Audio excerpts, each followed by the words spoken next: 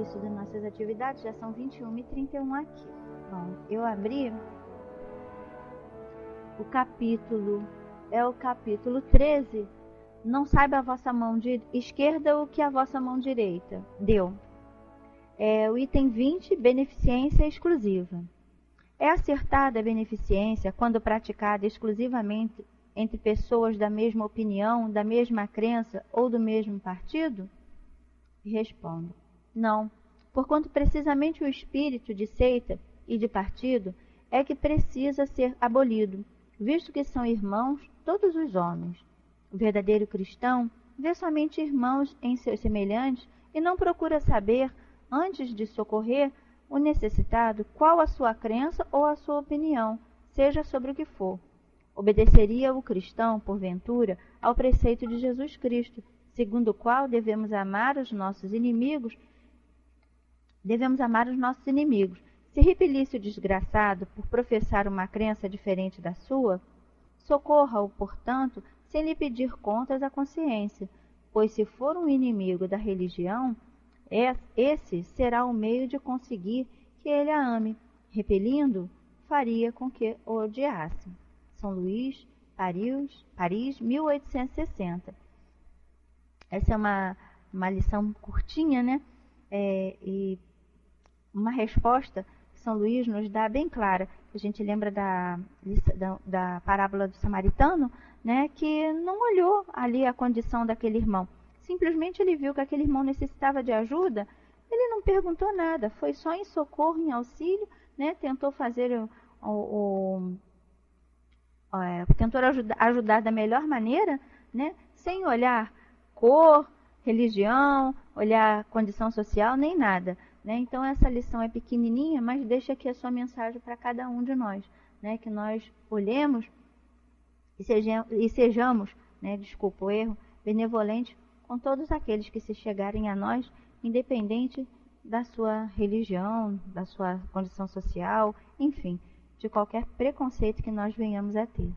Então vamos agradecer a Deus, a Jesus, aos amigos espirituais, pela oportunidade, Pai amado, de nos encontrarmos aqui mais uma vez para darmos continuidade ao estudo do livro que é o Espiritismo.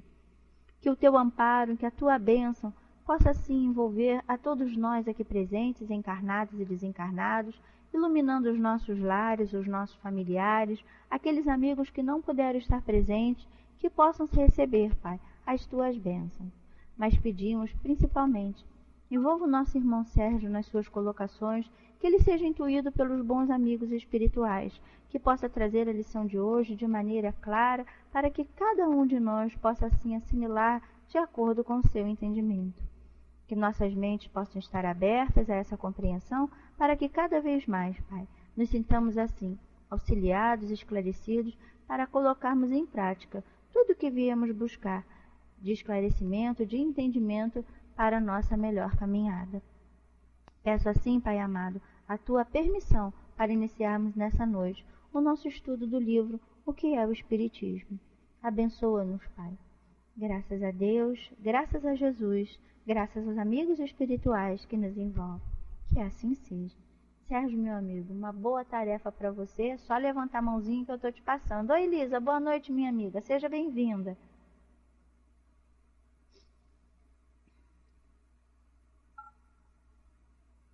Passando para você, meu amigo.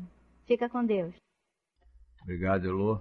Muito boa noite. Boa noite, Maísa. Boa noite, Lisa. Boa noite, Tássio. Vamos dar início, então, ao estudo de hoje do livro O que é o Espiritismo. Estudo que estamos fazendo todas as quartas-feiras, sempre nesse horário e nessa sala do Espiritismo Net. Hoje nós estamos na parte em que Kardec dialoga com o cético, visitante, que sempre procurando, em determinados momentos, procurando se esclarecer, em outros momentos, contestando a doutrina espírita, apresentando argumentação, perguntas, visando demonstrar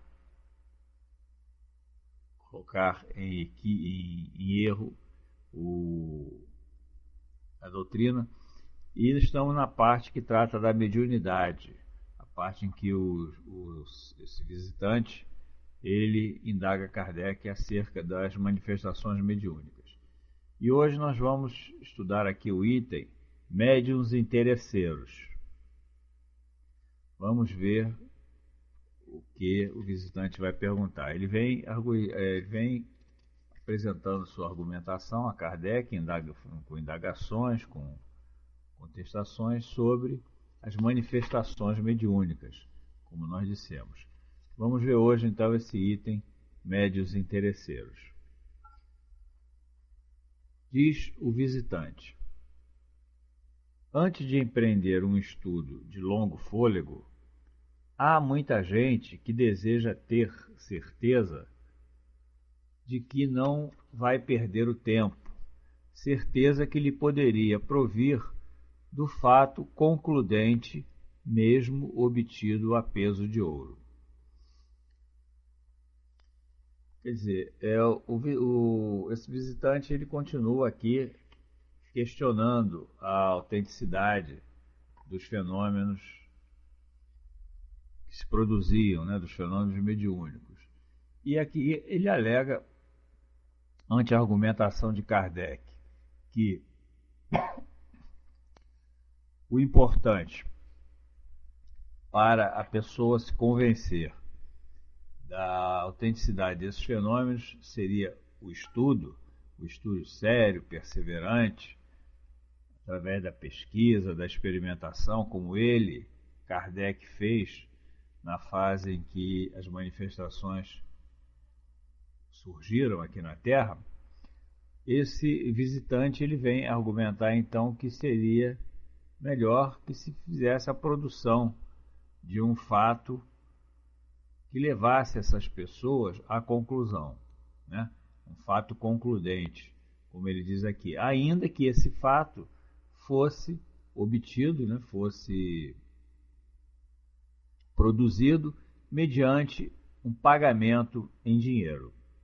E Kardec então vai oferecer a sua resposta, contestando aí essa ideia do visitante. Ele diz: aquele que não se quer dar ao trabalho de estudar, existe muito mais curiosidade do que desejo real de se instruir. Ora, os espíritos não gostam dos curiosos, tanto quanto eu mesmo. Disso, a cobiça é-lhe sobretudo antipática. E eles não se prestam a nada que possa satisfazê-la. Seria preciso fazer-se deles uma ideia falsa para acreditar que espíritos superiores, como Fenelon, Bossuet, Pascal, Santo Agostinho, por exemplo, se ponham às ordens do primeiro que apareça a tanto por hora. Não, as comunicações com o além-túmulo são um assunto muito sério e que exige grande respeito para servirem de exibição. Bom, então, o Kardec aqui procura mostrar a esse crítico que a comunicação com o mundo espiritual é algo muito profundo, sério, né? Algo que tem uma certa gravidade, que não pode ser obtida, essas manifestações, através do pagamento em espécie, conforme o visitante estava sugerindo. Como ele alega aqui, como ele tenta explica ao visitante, aquele que não quer se dar o trabalho de estudar, que prefere pagar para ter a comprovação do fenômeno, está agindo mais por curiosidade e não pelo espírito de ciência, pelo desejo de instrução, de buscar a verdade dos fatos, né? E os espíritos, como Kardec afirma, não gostam de se manifestar apenas por curiosidade. Como o próprio Kardec também diz que não gosta de provocar a manifestação dos espíritos por esse motivo. Então, ele diz que seria fazer uma ideia muito falsa da moralidade de espíritos, como os que eles citam, que eram os que se manifestavam nas reuniões que Kardec participava, como Fenelon, Bossuet, Pascal e Santo Agostinho, que ele cita aí na resposta, seria fazer uma falsa ideia da moralidade desses espíritos, achar que eles se prestariam a esse papel, que eles se colocariam à disposição para a produção de fenômenos para aquele que estivesse recebendo pagamento para tanto. Então ele diz que as comunicações de além-túmulo, elas são um assunto muito sério, que exige um grande respeito. Não são comunicações para servirem de exibicionismo. Não eram como as primeiras manifestações das mesas girantes. Naquela época, os espíritos queriam se mostrar, queriam se apresentar aos homens, né? Mostrar que estavam ali se manifestando, se comunicando. Então eles aceitavam aquelas manifestações festivas, aquelas sessões que se realizavam nos saraus, nas reuniões sociais, onde as mesas girantes eram a atração das reuniões. Então os espíritos pactuavam com isso porque estavam querendo se mostrar. Exato, Luísa, para que despertasse o interesse nos homens em buscar o que estava acontecendo com aqueles fenômenos. Mas já a essa altura, quando a doutrina já estava começando a se assentar aqui na Terra, o Livro dos Espíritos já havia sido lançado, já havia passado essa fase da curiosidade, essa fase de despertar, de chamar a atenção para a presença dos espíritos. A fase que já estava começando era a fase das pesquisas, como disse a Elô, a fase do conhecimento. Kardec disse que o espiritismo passaria por 3 fases. Primeiro, a fase da curiosidade, aquela fase em que os fenômenos despertariam a curiosidade das pessoas, que buscariam vê-los apenas por curiosidade. E a segunda fase seria a fase do conhecimento, a fase da pesquisa, em que os homens buscariam conhecer a doutrina com maior profundidade, com maior cuidado. Então é essa fase que estava se iniciando naquela época, naquele momento em que Kardec travava esse diálogo com o cético.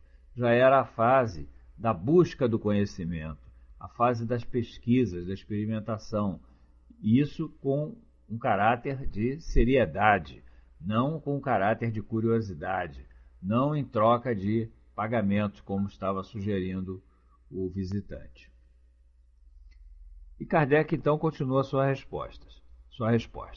Sabemos que os fenômenos espíritas não funcionam como as rodas de um mecanismo, visto que eles dependem da vontade dos espíritos. Mesmo admitindo a aptidão mediúnica, ninguém pode afirmar obtê-los em um determinado momento. Quer dizer, o fenômeno espírita não é diferente do fenômeno material, em que, se repetindo as condições, o fenômeno se repete, né? O fenômeno material, todas as vezes que as condições para a sua realização são repetidas, o fenômeno acontece, porque funciona mecanicamente, né? Apenas movido pelo efeito da matéria, pelo efeito material. Os fenômenos mediúnicos não. Os fenômenos mediúnicos, eles não se operam mecanicamente. Eles são resultado de uma vontade.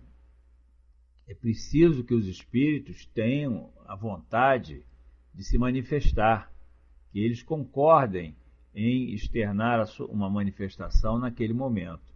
E não basta, então, que se esteja presente uma pessoa apta, que nós chamamos de médium, para receber essa mensagem.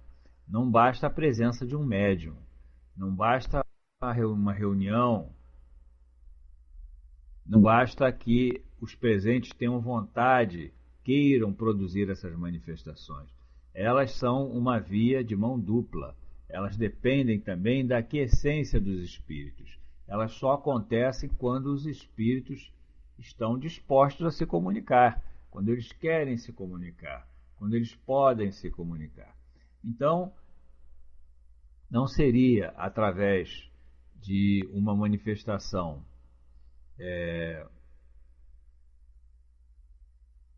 provocada unicamente para satisfazer a curiosidade que os espíritos iriam atender. Os espíritos, como ele disse no item anterior, eles só comparecem às reuniões, os espíritos sérios, né? Só comparecem às manifestações que têm um objetivo, uma finalidade séria, uma finalidade instrutiva.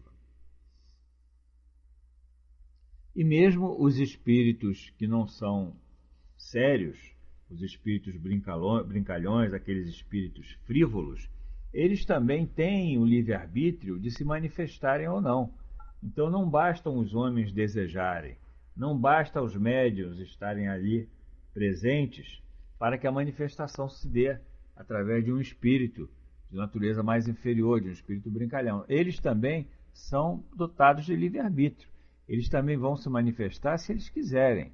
Então não há como forçar os espíritos a se comunicarem, ainda que para provarem como estava a sua existência, como estava aqui desejando esse visitante. E Kardec continua a sua resposta. Se os incrédulos são levados a suspeitar da boa-fé dos médiuns em geral, seria bem pior se neles houvesse o incentivo do interesse.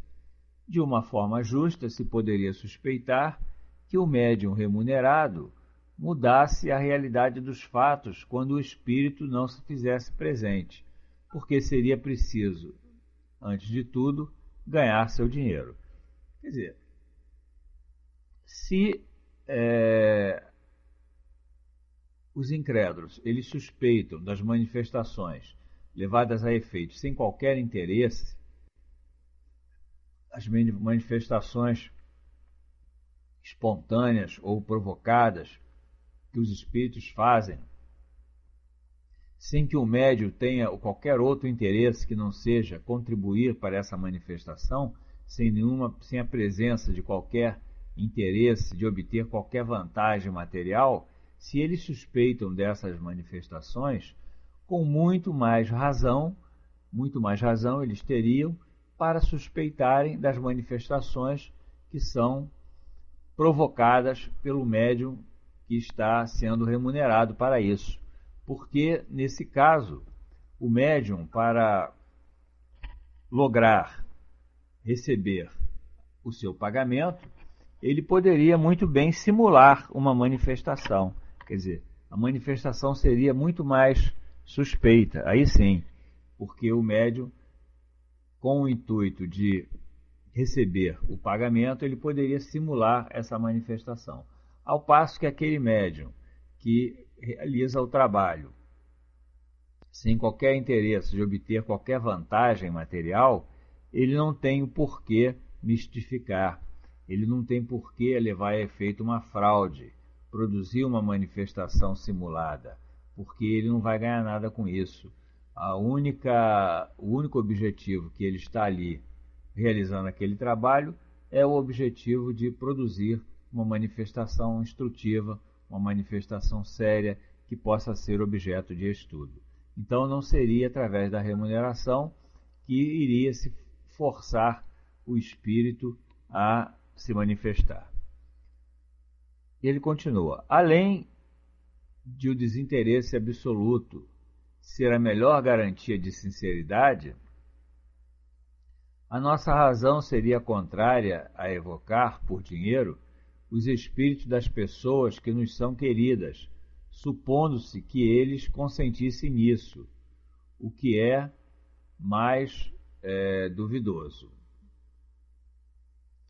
Em todos os casos, só haveria espíritos de baixa categoria, pouco escrupulosos com relação aos meios, e que não mereceriam nenhuma confiança. Esses mesmos espíritos ainda sentem, muitas vezes, um prazer maldoso em frustrar as combinações e os cálculos de quem os evoca. A natureza da faculdade mediúnica, portanto, se opõe a que ela se torne uma profissão, pois que ela depende de uma vontade estranha à do médium, e que pode lhe faltar no momento em que precisa dela, a menos que ele a substitua pela astúcia. Então, conforme Kardec vai deixar claro no Livro dos Médiuns, é importante que a mediunidade seja praticada apenas pelo interesse de servir. O médium deve colocar as suas aptidões mediúnicas no interesse da causa, no interesse de produzir manifestações sérias, instrutivas, de trazer o testemunho dos espíritos sobre o seu estado, a sua condição em que se encontram no mundo espiritual, trazer a manifestação de um parente para alguém que esteja ali desejoso, ansioso dessa manifestação, mas tudo sem qualquer sentido econômico, sem qualquer pretensão de obter uma vantagem, qualquer que seja. Não só uma vantagem material, como mesmo uma vantagem de natureza imaterial, como, por exemplo, por orgulho, por vaidade de estar lhe dando aquela manifestação. A mediunidade deve ser praticada com esses objetivos nobres, como ensinou Jesus: dai de graça o que de graça recebeste, que a Ilô está citando aí na área de texto, né?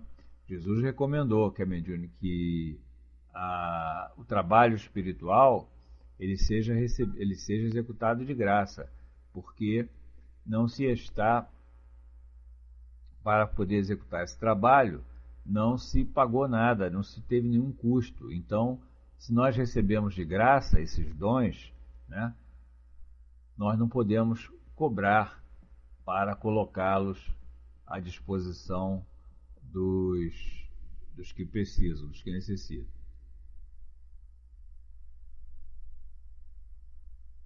Os espíritos se utilizam do corpo do médium, nem por isso o médium pode achar que tem algum direito sobre as comunicações. Exato, Lisa.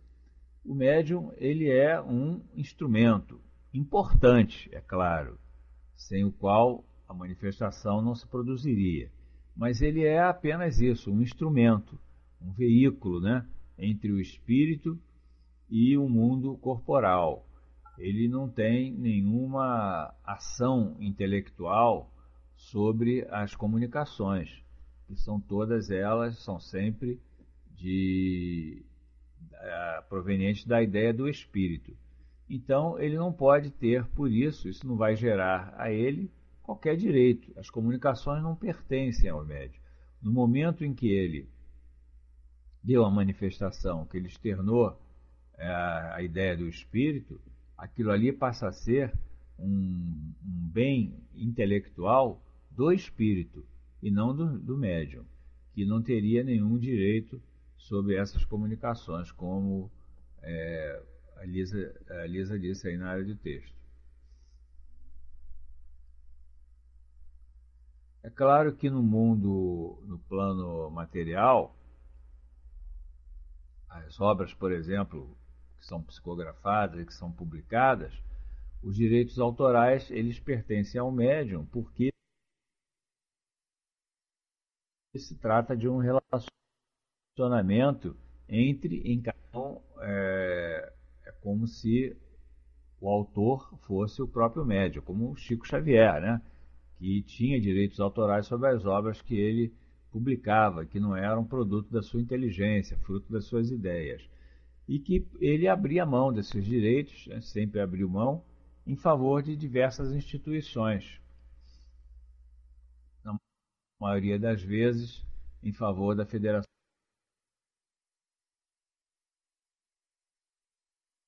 Que bom, felizmente, né?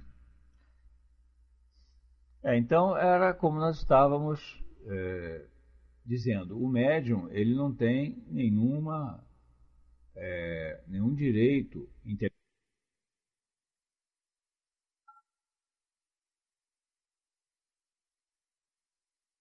intelectual sobre um texto, né? Ele, embora seja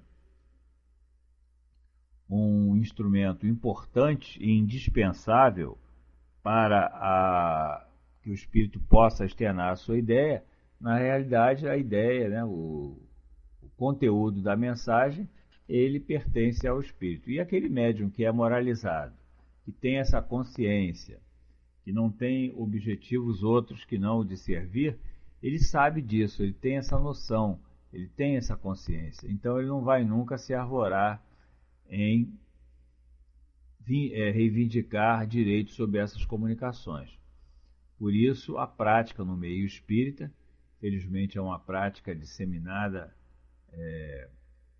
grande, larga no nosso meio, são os médiuns cederem os direitos autorais sobre essas obras que, repito, na relação do mundo material pertencem realmente ao médium, porque não pode haver uma relação material com os espíritos. Eles cedem esses direitos, o fruto, produto dessa publicação, sempre para instituições de natureza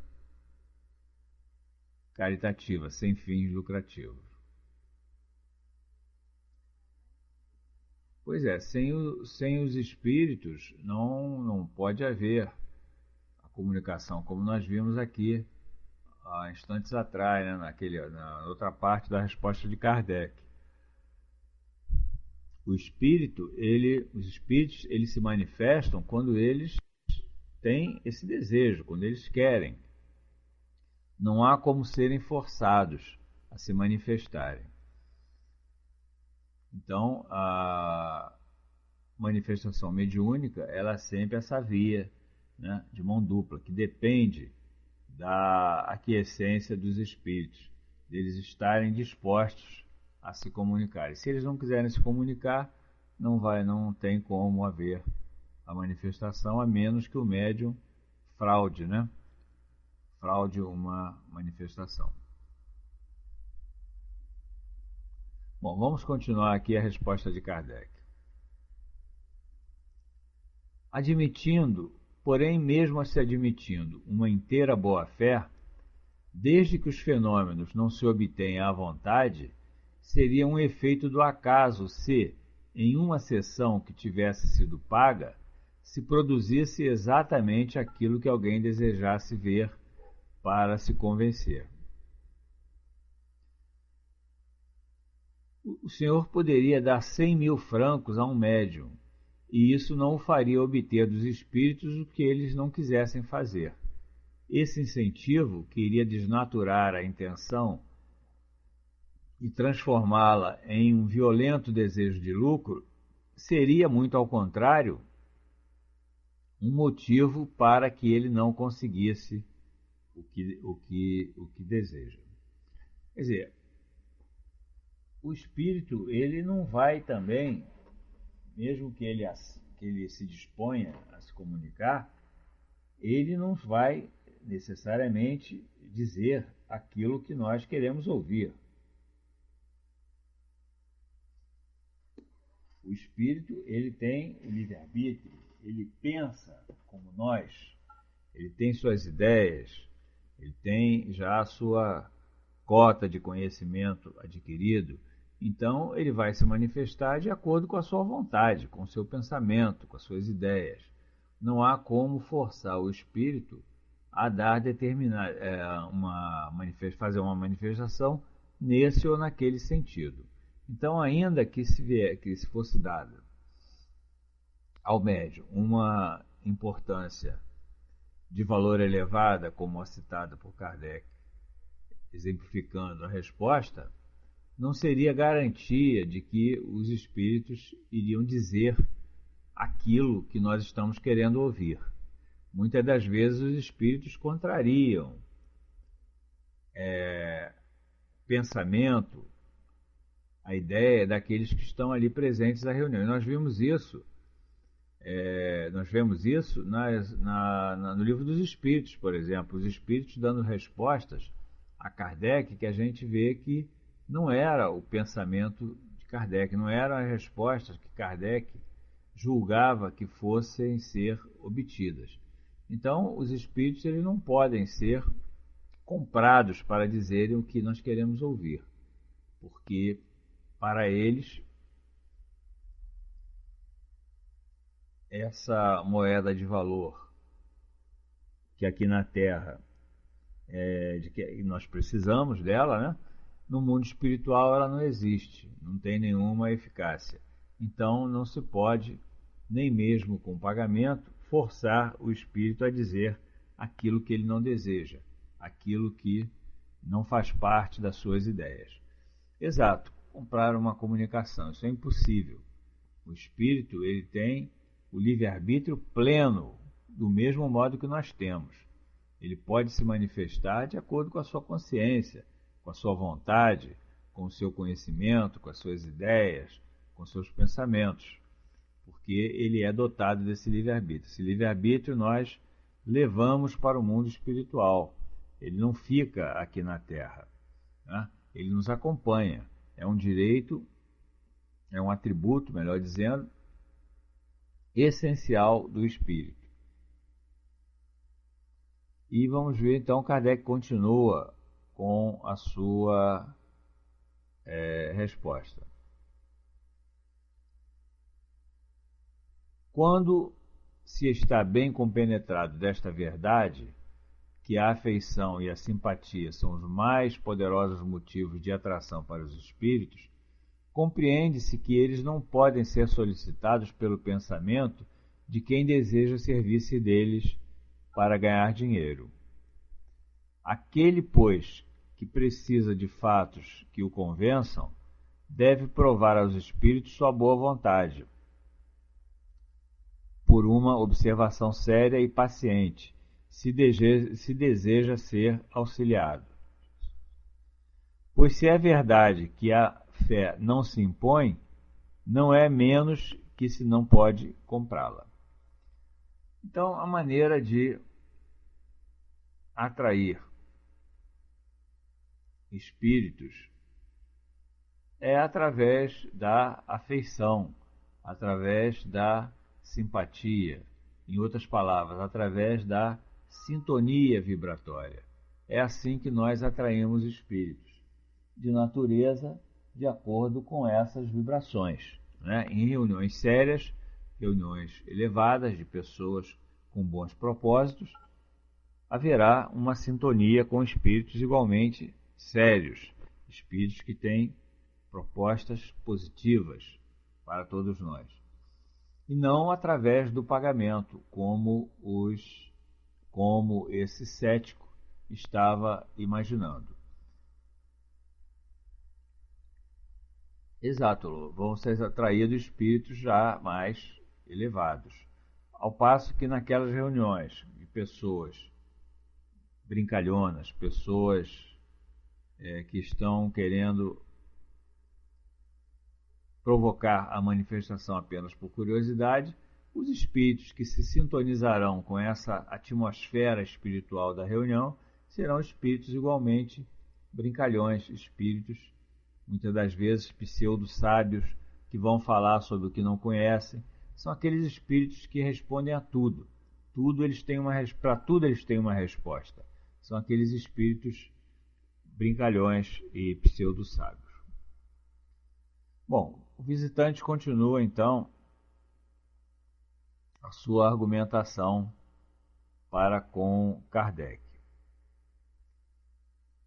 Compreendo esse raciocínio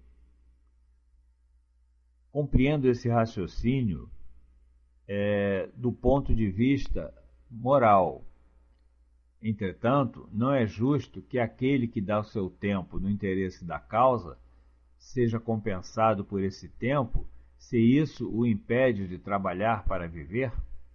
Quer dizer, aqui o visitante já está abordando um outro aspecto da questão.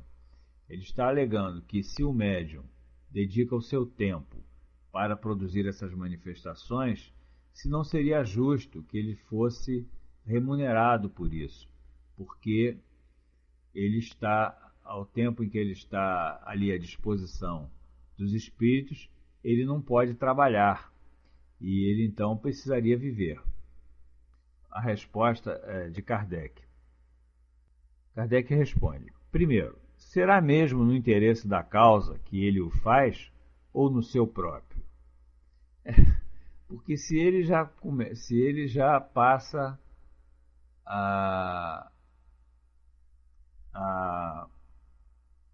ser remunerado por esse trabalho, por servir de instrumento para essa manifestação, ele está o fazendo então por interesse da causa, de se instruir, de trazer a instrução, a informação relevante dos espíritos, ou no seu próprio interesse, de receber o dinheiro.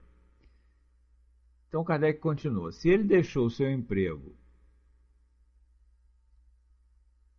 é porque não estava satisfeito e esperava ganhar mais ou ter menos aborrecimentos na nova profissão. Não há sacrifício algum no empregar o tempo em uma coisa de que se espera tirar lucro. É verdade. Se o médium está realizando aquele trabalho com o objetivo de auferir a sua remuneração, isso já deixou de ser um sacrifício, deixou de ser um devotamento à causa. Passou a ser pura e simplesmente uma contraprestação de serviço pelo que ele está recebendo. Kardec exemplifica que é exatamente como se alguém dissesse que é no interesse da humanidade que o padeiro fabrica o pão. Quer dizer, o padeiro ele fabrica o pão com o interesse de receber o seu salário. Ele precisa para manter a sua subsistência, da sua família.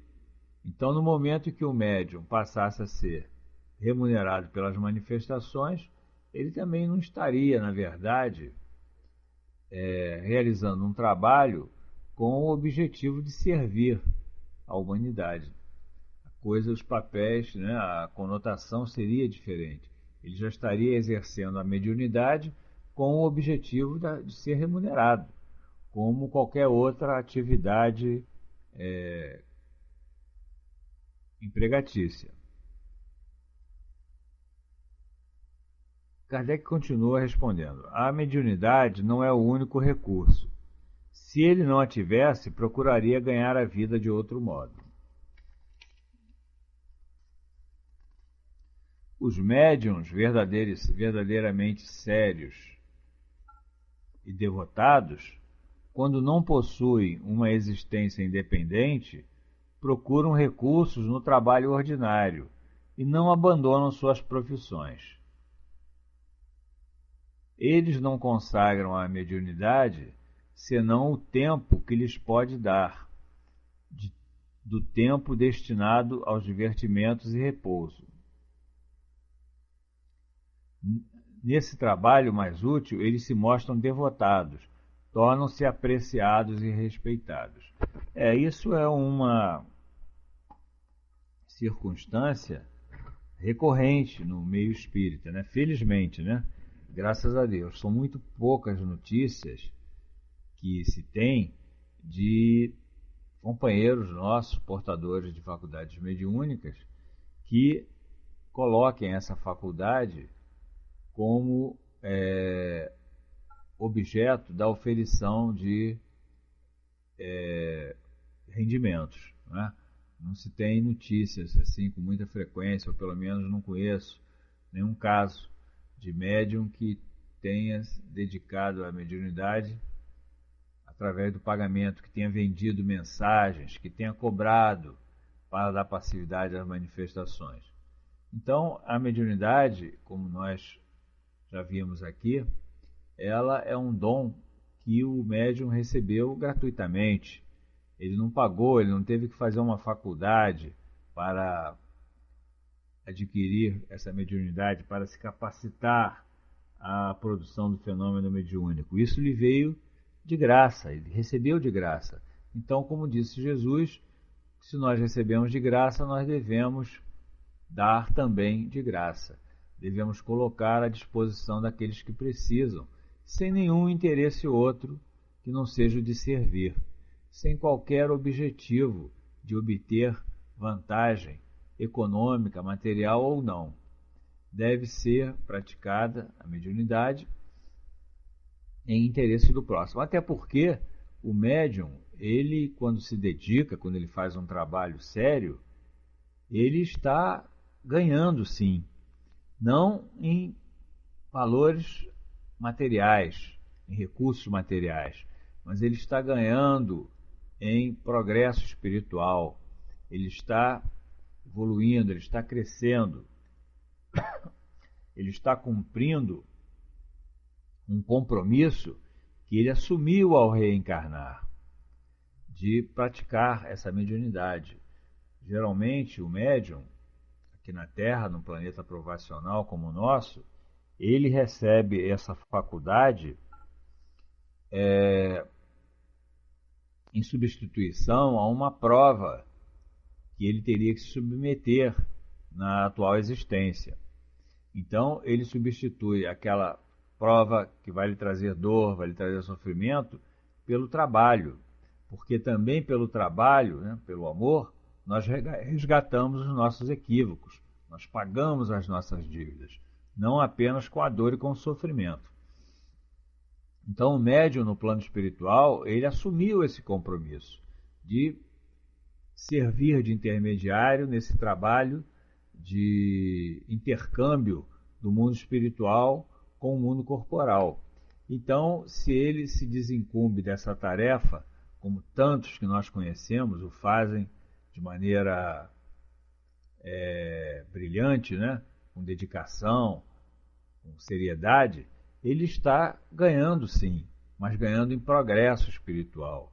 Ele está ganhando em aprimoramento dos seus atributos morais.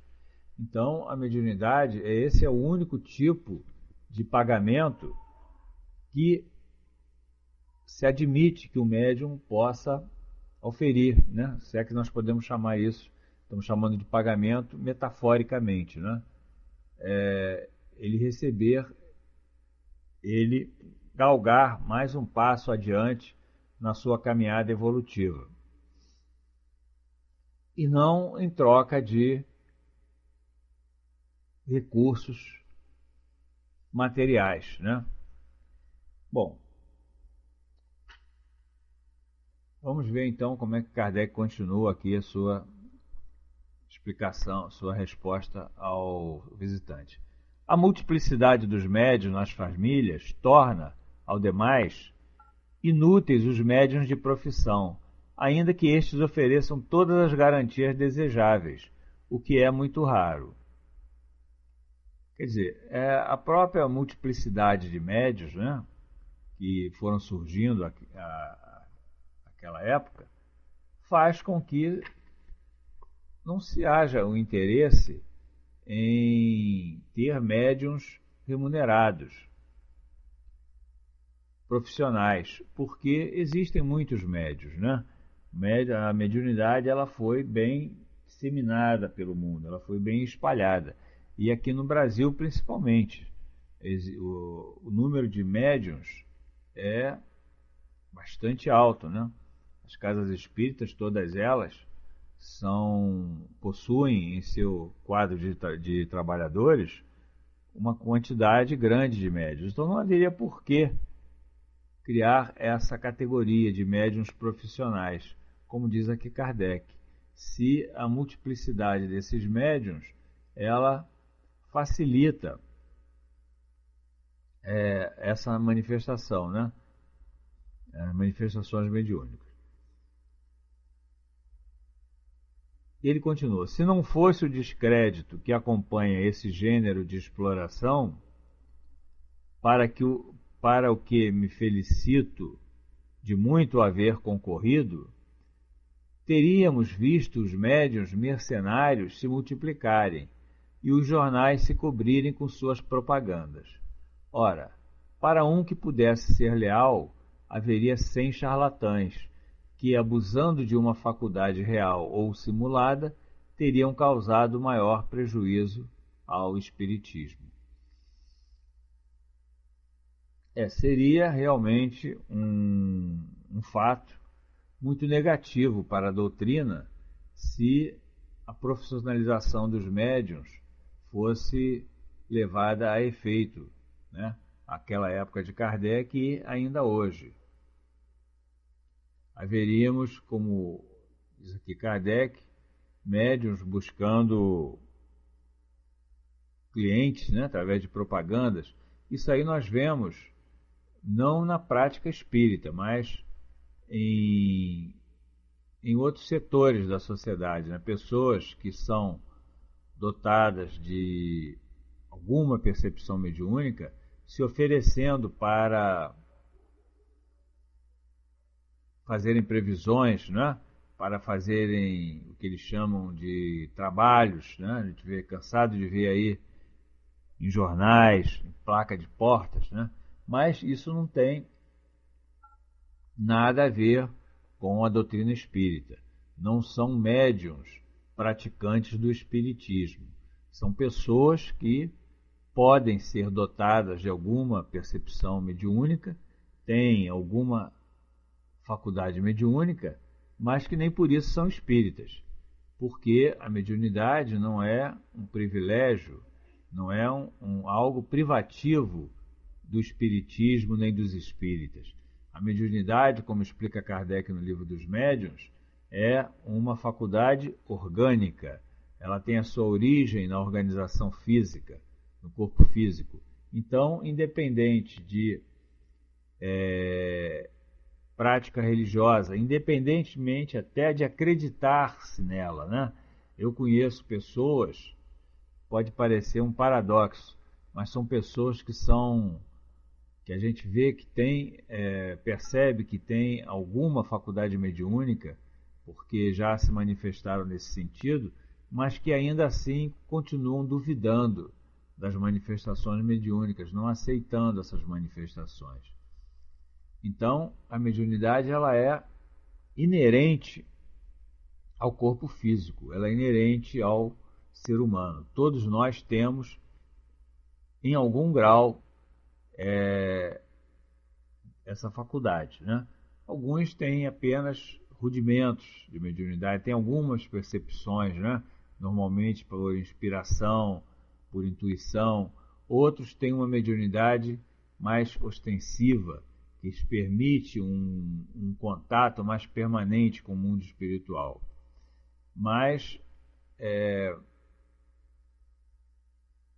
não é um privilégio privativo do espiritismo. Então, se à época Kardec admitisse essa profissionalização dos médiuns, a doutrina realmente teria perdido muito em credibilidade, porque passaria a ser algo a ser explorado com objetivos puramente materiais. Perderia aquela espontaneidade, aquela certeza da autenticidade dos fenômenos, porque, como nós vimos aí na resposta anterior, se o médium recebesse para produzir o fenômeno, ele iria produzir aquele fenômeno de qualquer maneira. Ainda que o espírito não se manifestasse, ele iria fraudar, mistificar uma manifestação.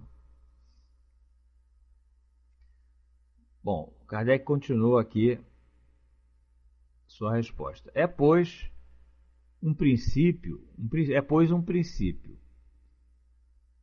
Todos quantos veem no Espiritismo coisas diferentes de uma exibição de fenômenos curiosos, que compreendem e se interessam vivamente pela dignidade, consideração e verdadeiros interesses da doutrina, reprovam toda espécie de especulação, sob qualquer forma ou disfarce com que se apresente.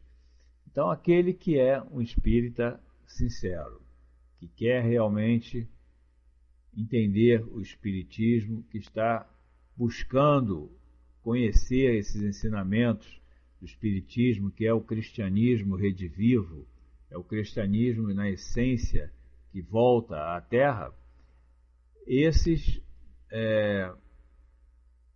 não aceitam qualquer tipo de, como diz Kardec, de especulação, de qualquer coisa que possa oferir vantagens materiais na sua prática. São aqueles espíritas autênticos, aqueles espíritas sinceros.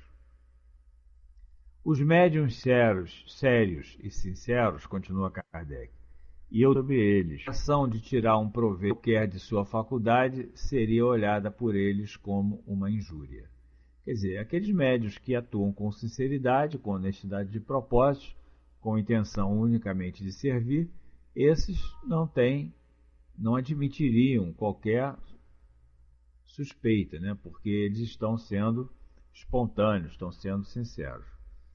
Convinde, Senhor, apesar de ser desincrédulo, continua Kardec, nada para vê-lo operar, ou mesmo se houvesse obtido uma entrada de favor, sabendo que por trás de tudo aquilo havia uma questão de dinheiro. Concordai que, vendo-o antes animado por um verdadeiro sentimento religioso, estimulado pela fé somente, e não pelo desejo do ganho, involuntariamente o respeito por ele se vos impunha. Seja, embora ele o mais humilde proletário, inspirar-vos-á mais confiança, porque não há motivo para suspeitar da sua lealdade.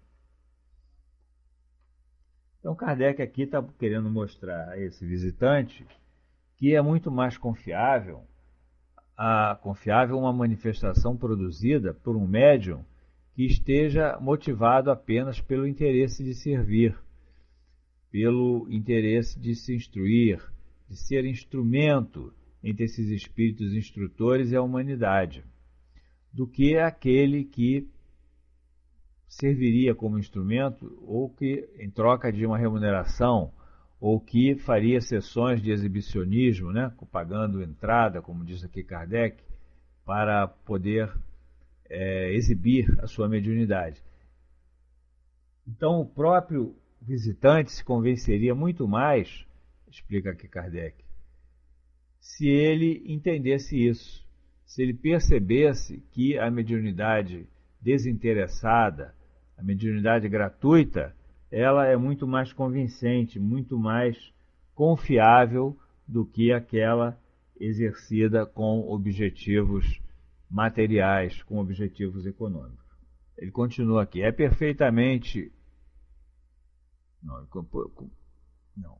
Pois bem, como esse médium, o senhor encontrará 1000 outros, contra um diferente dele.